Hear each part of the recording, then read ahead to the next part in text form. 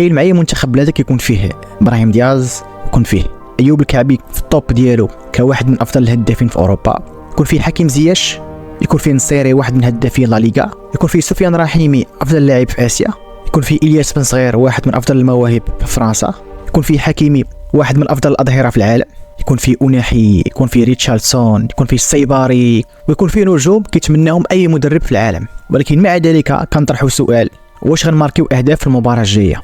واش غنقدروا نخترقوا الدفاعات او البلوكبا او التكتلات الدفاعيه ديال الخصوم والمنتخبات اللي كيواجهوا المنتخب الوطني المغربي؟ هذا هو السؤال اللي حيرنا جميعا وحير جميع المتتبعين ديال كره القدم في المغرب وجميع المتتبعين ديال المنتخب المغربي سواء كانوا مغاربه او ماشي مغاربه. علاش المنتخب المغربي ما كيسجلش اهداف كثيره؟ وعلاش المنتخب المغربي رغم هذه الادوات الهجوميه الرائعه جدا كما قلت لكم اللي كيتمناها اي منتخب في العالم كيلقى صعوبه في اختراق دفاعات الخصوم، حتى وين كانوا هاد الخصوم ماشي بمستوى عالي؟ وهذا الشيء لمسناه في كاس افريقيا لما المنتخب المغربي واجه دفاعات ما فيهاش لاعبين كبار لكن عباره عن تكتلات وعباره عن زياده عدديه دفاعيه.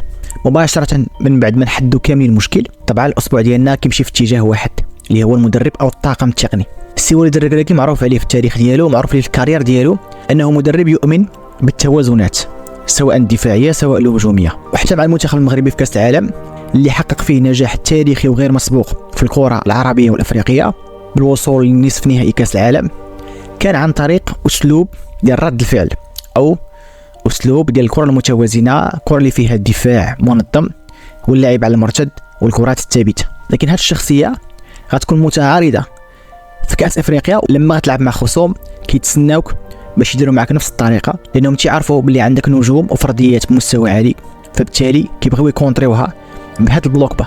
وهنا فين كيجي الدور ديال المدرب في المرونه، في الافكار، في عمق اللعب، في ايجاد الثنائيات والثلاثيات المتناسبه والمتلائمه، وفي التوظيف اللي دائما خصو يكون توظيف يخرج 100% او اكثر من اللاعبين اللي عندنا واللي هما كلهم لاعبين بجوده عاليه. كنظن هذه اكثر فتره في تاريخ المنتخب المغربي اللي فيها عناصر وما فيهاش خصاص، باستثناء قلب الدفاع رغم انه كاينين لاعبين شباب صاعدين بحال شادي رياض، بحال عبقار، بحال اشرف داري كذلك. ومركز الظهير الايسر انه مزراوي كيعاني بدنيا في بعض الاحيان، عطيه الله اللي لاعب مجتهد ولاعب كيسد الخانه ديالو فيما محتاجينه. فتقريبا جميع المراكز في المنتخب المغربي فيها عناصر بجوده عاليه جدا وفيها تنوع في البروفايلات وفيها جاهزيه، لانه الكثير من اللاعبين غير في التوقف الدولي اللي فات ما كانوش كيلعبوا اساسيين وما كانش عندهم جاهزيه.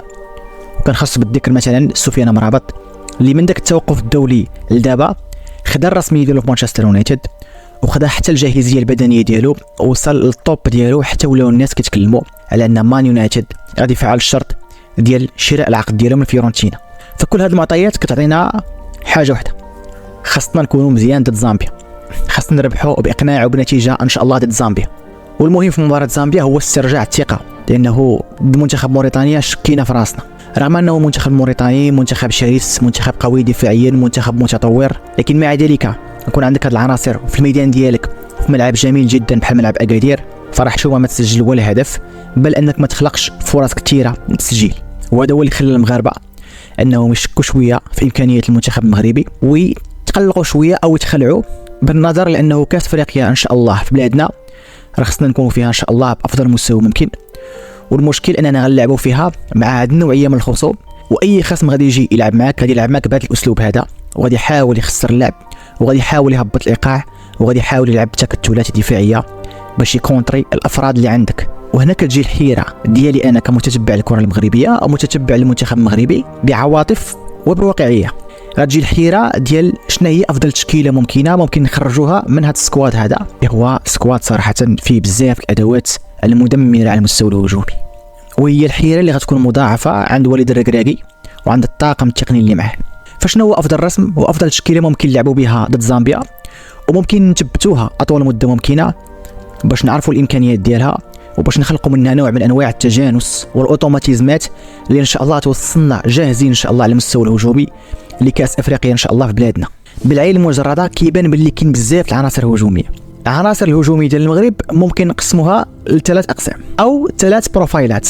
البروفايل الاول هو مركز المهاجم الصريح، وهنا عندنا فقط عنصرين بالاختصاص في قلب الهجوم اللي هما يوسف نصيري وايوب الكعبي، وهما صراحه عنصرين اللي قويين في البوكس وكيعرفوا يتعاملوا مع العرضيات وحتى على مستوى التسديد، لكن ماشي عناصر قويه ملي كيخرجوا من البوكس. وهذا غادي يجيبنا العنصر الثاني اللي هما مهاجمين اللي ممكن يكونوا مزيانين في البوكس، ماشي 100%، ماشي لعبتهم 100%، لكن ملي كيخرجوا برا كيعرفوا يكومبينيو، كيعرفوا يمشيو في المساحات وكيعرفوا يسدوا من خارج منطقه الجزاء.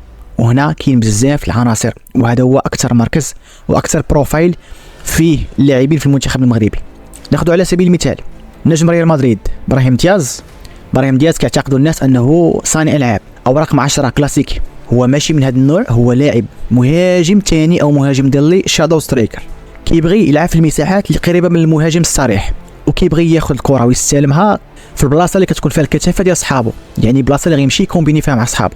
هو لاعب جيد في المرتد حتى لو وظفتيه كجناح او كمهاجم ثاني. هو لاعب جيد في صناعه اللعب، لكن خصو يكون قريب من الكثافه الهجوميه ديال صحابه، يعني ما خصكش تكلفو بادوار وسط الميدان الثالث وتقول ليه رجع استلم الكره وخذها من منطقه متاخره ورجع من بعد كمل لي الهجمه. ما كيديرهاش ابراهيم دياز بشكل جيد، وغتستنزفو بدنيا وتخليه دائما بعيد على اللعب.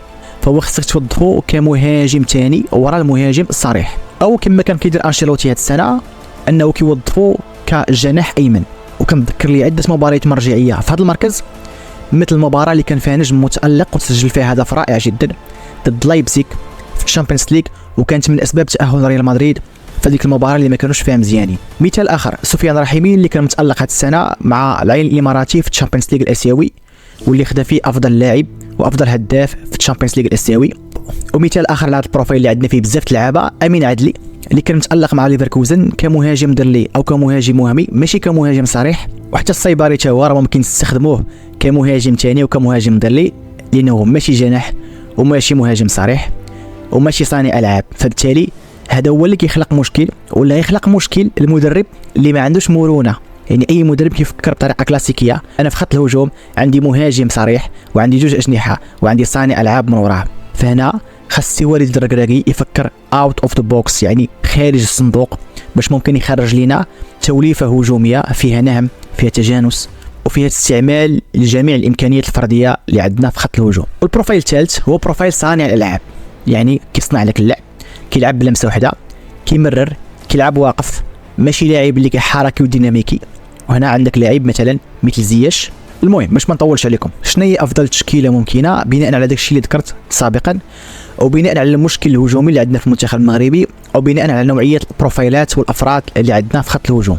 في حراسه المرمى ياسين بونو معليش خلاف، واحد من افضل الحراس في العالم حاليا. ظهير الايمن اشرف حكيمي لا خلاف على ذلك.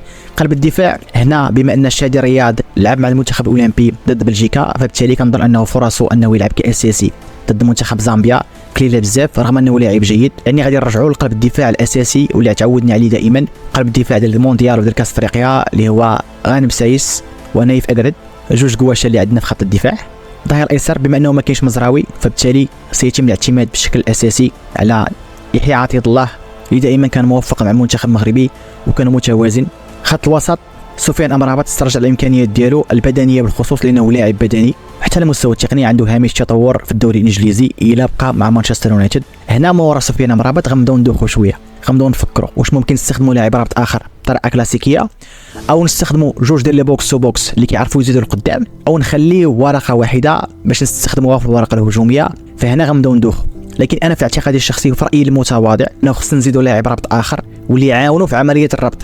وهنا كنظن ما غاديش نلقاو حسن المناحي، وبما انك غتلعب مع زامبيا اللي ما غاديش يكون عندهم استثمار في الواجبات الهجوميه، فبالتالي انك تكتفي بلاعب رابط اخر بجانب امرابط باش تلعب جوج لاعبين في خط الوسط، فغتكون حاجه مزيانه وحاجه غير مضره.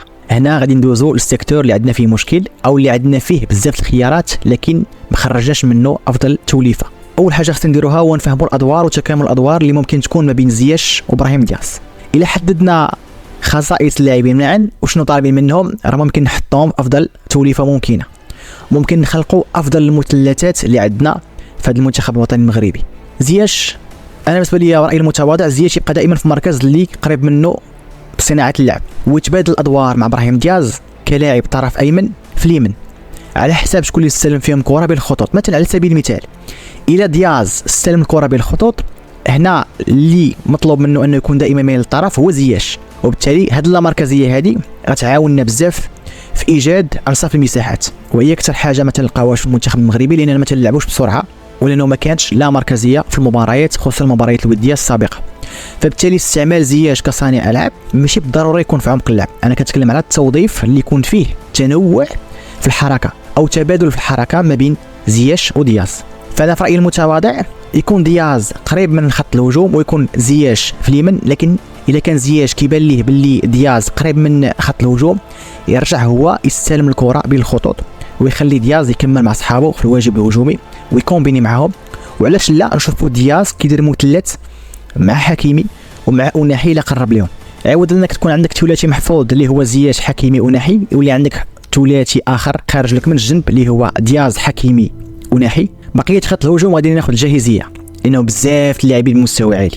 الا قلنا اليمين فيه دياز فيه زياش كيتبادل الادوار، في اليسار عندك الياس بن صغير، عندك سفيان رحيمي، وعندك حتى السيباري ممكن يلعب تما كمهاجم درلي في الميل اليسار، لكن السيباري بما انه لعب مع المنتخب الاولمبي كنظن انه حظوظه يلعب اساسي تقلصات مع المنتخب الاول. وامين عدلي اللي ما اشتغلش بزاف في الطرف الايسر كمهاجم درلي، فكنتوقع انه يكون حظوظه اقل من اللاعبين الاخرين في المشاركه كطرف ايسر. في رايي المتواضع وحسب الجاهزيه وحسب الثقه وحسب الفعاليه، سفيان رحيمي مفصل على انه يلعب دور المهاجم الدرلي الثاني في اليسار، على انه يدخل داخل يكومبيني حتى هو مع اللاعبين الزملاء ديالو، وبالتالي غادي نخلقوا هذه اللامركزيه اللي ممكن تخلق مشاكل اي خصم كاين في افريقيا. انا صراحه حير ما بين الياس بن صغير وسفيان رحيمي، بالنسبه لي في كفه واحده، لكن كنميل للجاهزيه وكنميل للثقه اللي كاينه عند سفيان رحيمي حاليا وممكن نستخدموها. حتى على المستوى البدني رحيمي واحد من افضل اللاعبين حاليا في العالم على المستوى البدني، ممكن استخدام هذه القوه الانفجاريه اللي عند سفيان رحيمي كطرف ايسر. في قلب الهجوم غادي نختار الجاهزيه مره اخرى، غادي نختار ايوب الكعبي. وايوب الكعبي بين انه لاعب صندوق، لاعب ديال البوكس يعني رائع جدا في التعامل مع العرضيات، لكن الى غديناه بعرضيات. وايوب الكعبي خاصو ياخذ ثقه مع المنتخب المغربي، لان كنحس به كيلعب حشمان شويه، ماشي هذا هو ايوب الكعبي مع اولمبياكوس اللي كتحس به سبع، اللي كتحس به باغي يربح فرقته، ولا كتحس به بطل، ماشي ضيع هدف نرجعوا نلعبوا بنصيري. لا، خص نثبتوا واحد المده معينه وتكون عندك ورقه نصيري في الشوط الثاني باش ممكن تقلب اللعب او تزيد زخم هجومي الا كنتي محتاج. كتبوا لي في التعليق الخوت شنو هي افضل توليفه كتشوفوها مناسبه باش نبداو نلعبوا بها في المنتخب المغربي على المستوى الهجومي، وباش نبداو نقلقوا التكتلات الدفاعيه اللي كتواجهنا على المستوى الافريقي. واش حتى نتوما كتشوفوا باللي والد الركراكي خصو يطور من الامكانيات الهجوميه ديالو وخصو يكبر المرونه اللي عنده على مستوى الرسم التكتيكي ديالو باش ممكن نشوفوا منتخب مغربي كيستغل الفرديات اللي عنده احسن استغلال. في الاخير خوتي تيرابيستا، ما تنساوش تدعمونا بلايك وبالاشتراك في القناه الى مازال غير مشتركين. تهلاو في راسكم، السلام عليكم.